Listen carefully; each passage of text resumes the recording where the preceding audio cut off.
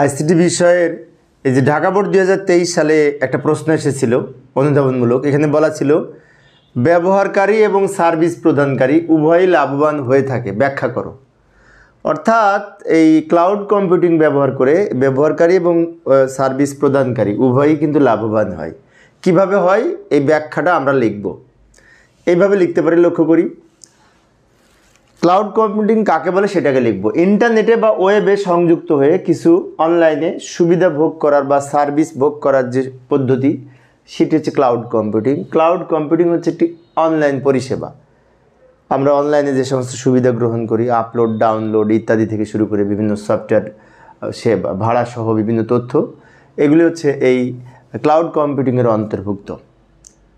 আরও লিখতে হবে 2 মার্কের জন্য যে বিভিন্ন, আবার অন্যভাবে বলা যায় ক্লাউড কম্পিউটিং কাকে বলে, বিভিন্ন ধরনের কম্পিউটার রিসোর্স যেমন স্টোরেজ, নেটওয়ার্ক, সফটওয়্যার সার্ভিস ইত্যাদির মাধ্যমে ক্রেতার সুবিধা অনুযায়ী সার্ভিস গ্রহণ করা হচ্ছে ক্লাউড কম্পিউটিং।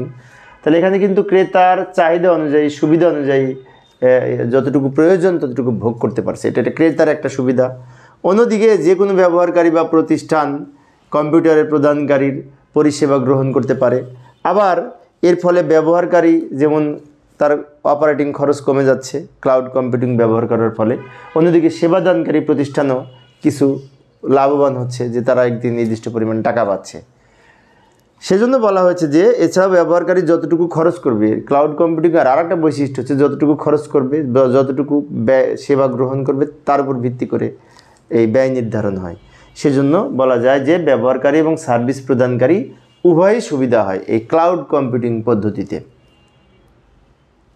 তো প্রিয় শিক্ষার্থী বন্ধুরা, এই অধ্যায়ে সৃজনশীল প্রশ্নের প্লেলিস্ট আমি ভিডিও ডেসক্রিপশনে দিয়ে রেখেছি, ওখান থেকে তোমরা দেখে নিতে পারবে সৃজনশীল প্রশ্নের সমাধান। ধন্যবাদ সবাইকে।